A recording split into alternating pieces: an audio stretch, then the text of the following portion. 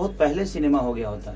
मुझे लगता है कि राजा बाबू सिनेमा जो बनी थी उसका हीरो पहले मैं ही था, लेकिन टाइमिंग उनकी मिली नहीं, उनका डेट हुआ नहीं।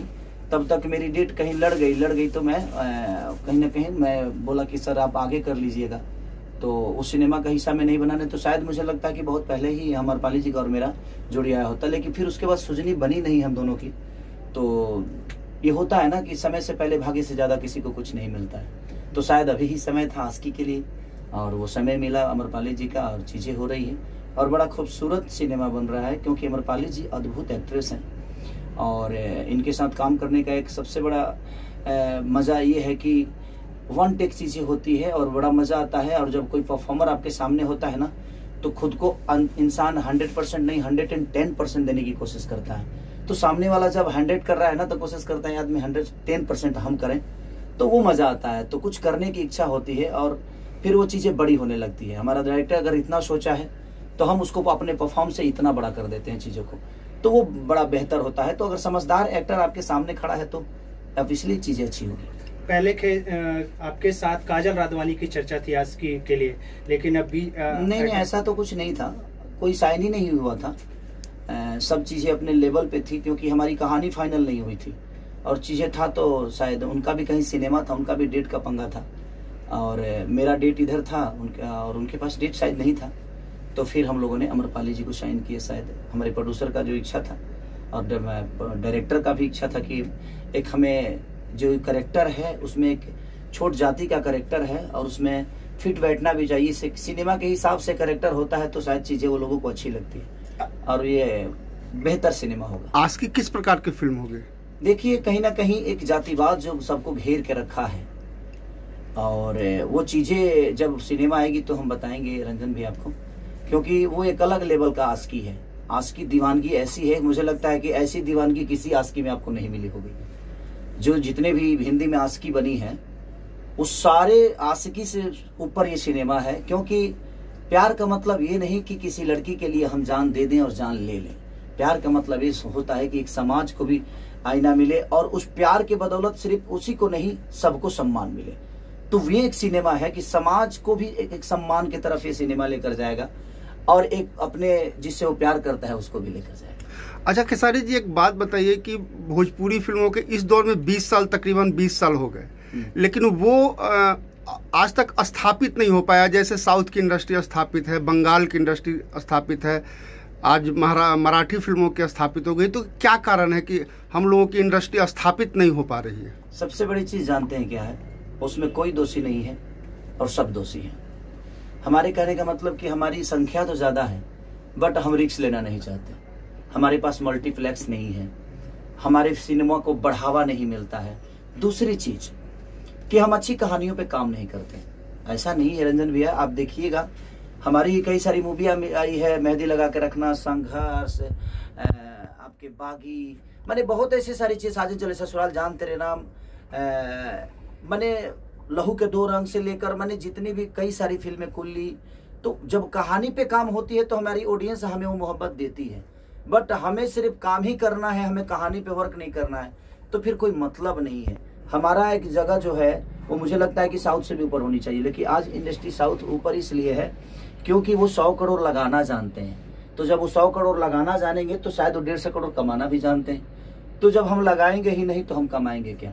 और हमारे यहाँ 15 दिन में जब कहानी बन जाएगी तो सर कहाँ से वो अच्छी बन पाएगी? उसके लिए 15 महीना लगाना पड़ेगा आपको कहानी पे, आपको मैं कहीं ना कहीं गाने पे। यहाँ तो सिर्फ हीरो का डेट मिला, भाई कुछ भी कर देना है, तो वो चीज़ें होगी तो सब शायद मुझे लगता है कि सबके लिए नुकसानदायक है। तो मैं आज की डेट में खुद ही कोशिश करता हूँ, खुद ही सोचता भी हूँ और कहीं ना कहीं हमारी सोच कामयाब भी होती है। तो मुझे लगता है कि सोचने की ज़रूरत है और हर डायरेक्टर को सोचने की ज़रूरत है कि अगर वो कहानी अच्छा लिखेगा, कहानी कुछ नई ताज़ा होगी, उससे समाज को अगर कुछ मिलेगा तो शायद हमारी भी कहानी, हमारी भी सिनेमा बड़े लेवल तक पहुंचेगी। और मैं इसमें नेताओं को भी दोष इसलिए नहीं दे सकता कि अगर आप उस लेवल की सिनेमा बनाएंगे, जैसे कि मेरी मेहंदी 3 अभी रिलीज हुई तो कई मल्टीप्लेक्स में लगी और बड़े अच्छे रिस्पॉन्स रहे उसके। तो मुझे लगता है कि अगर अच्छी सिनेमा हम बनाएंगे तो उसका भी भविष्य बनेगा और आज नहीं तो कल हमारी समाज उसको देखेगी। तो कहीं ना कहीं फैक्टर हर आदमी है, उसमें मैं भी फैक्टर हूँ। डायरेक्टर भी फैक्टर है, प्रोड्यूसर भी फैक्टर है, डिस्ट्रीब्यूटर भी फैक्टर है और सरकार भी फैक्टर है। इसमें ऑडियंस का 1% का दोष नहीं है। अगर हम जो हिसाब की चीज़ें देंगे, मुझे लगता है उसी हिसाब से ऑडियंस हमें प्यार देगी। अच्छा, पहले भोजपुरी फिल्मों का सबसे बड़ा मार्केट बिहार है, उसके बाद उत्तर प्रदेश है। तो पहले शूटिंग होती थी मुंबई में, फिर गुजरात में, अब ज़्यादातर शूटिंग हो रही है यूपी में। बिहार में क्यों नहीं हो रही है? देखिए, बिहार में नहीं होने का कारण व्यवस्था वो बिहार में नहीं मिल पा रहा है। और सब्सिडी, मान के चलिए कि जो लोग हैं कि कुछ सब्सिडी से सरकार का हेल्प मिल जाता है, तो उनका शूटिंग का खर्चा, जो होटल का खर्चा, जो वहाँ पे बिल पे कर रहे हैं, आज यहाँ खाने का खर्चा, होटल का खर्चा, गाड़ी का खर्चा, तेल का खर्चा, क्रेन का खर्चा, मैंने जो चीज़ें खर्चा होता है, तो कहीं ना कहीं सरकार उसको हेल्प कर देता है। तो सब्सिडी का जो जरिया है यूपी सरकार का, वो काबिलियत तारीफ है और इसके लिए मैं धन्यवाद देना चाहता हूँ इस सरकार को, जिन्होंने सब्सिडी का दौर चलाया और हर आदमी सब कहीं ना कहीं, कुछ जो फिल्में टूटती थी, जो प्रोड्यूसर बर्बाद हो जाते थे, तो कहीं ना कहीं सब्सिडी के आसरा से लोगों को बचे ना बचे, लेकिन वो बर्बाद नहीं हो पाते हैं, तो फिर आगे हिम्मत करके वो चीज़ें बनाते हैं। अगर बिहार में भी सब्सिडी का अगर दौर चल गया, तो शायद मुझे लगता है कि बिहार में भी सारे लोग शूट करेंगे। अगर वो व्यवस्था उस टाइप की हो गई, तो शायद क्यों नहीं बिहार में शूटिंग होगी। सर, आपके पास एक आरोप लग रहा है, कुछ लोग सोशल मीडिया पे कह रहे हैं कि आप जिन बच्चों को गोद लिए हैं उनकी फीस नहीं दी जा रही है। तो इस पे पढ़ना भैया ने ऑलरेडी लाइव किया है, अखिलेश जी ने भी किया है, तो आपकी तरफ से क्या मैसेज है? देखिए, मैं कितनों को गोद लिया हूँ और कितनों को क्या जाता है नहीं जाता है, ये मुझे पता है और मेरा ज़मीर जानता है। मुझे किसी को सफाई देने की ज़रूरत ही नहीं है कि कौन मेरे पीछे क्या गेम कर रहा है, नहीं कर रहा है। आज मैं जो पहल स्टार्ट किया, आज हर आदमी पहल कर रहा है ना, गरीबों को खाना देना, कपड़ा देना, घर देना, या गरीबों को गोद लेना। इससे खेसारी से पहले तो किसी स्टार ने नहीं की थी। जी बिल्कुल सही बात है। आज तक भोजपुरी इंडस्ट्री में पहला तो आदमी हूँ नहीं मैं जी, लेकिन मैंने स्टार्ट किया लोगों को दान करना, लोगों का हेल्प करना, लोगों के दुख में जाना, लोगों के दुख का हिस्सा बनना। तो आज सब लोग उस दुख का हिस्सा बन रहे हैं, तो मेरी तो जीत है ना। जी। अब लोगों को लगता है कि क्या है क्या नहीं, तो वहाँ वो स्कूल जानता है कि मैं क्या देता हूँ, और वो मास्टर जानता है।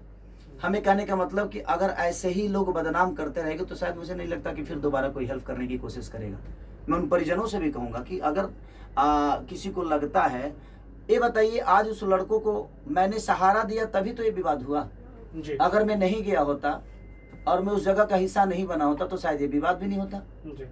तो मैंने हेल्प करने की कोशिश की, लेकिन कुछ लोग हैं जो बड़े प्यारे लोग हैं, ऐसा नहीं कि वो भी अच्छे इंसान हैं। सबको मेरी तरफ से शुभकामना है कि उनको जितना बदनाम करने का लगता है वो मुझे करके दिखाएं।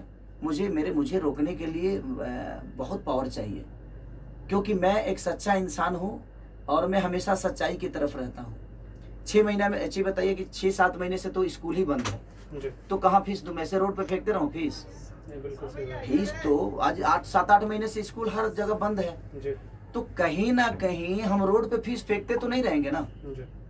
मेरा मानना, जिनको जो बोलना है बोले, जिनको काम नहीं है सर वो क्या करेगा, कोई तो काम कर रहा है। आज बताइए कि मेरे पीछे कोई बोल रहा है तो बुरा कैसे है? बशर्ते ठीक है, उसका काम है बोलना। मैं अपने चीजों को ऐसा थोड़ी है जो उसके कहने से मैं किसी को हेल्प करना बंद कर दूंगा। जितना लोगों को बोलता है, कम से कम ये देख कर लोग आज दान तो करने लगे, नहीं तो कोई दान तक नहीं करता था। कलाकार को किसी पब्लिक से लेना देना ही नहीं होता था सर।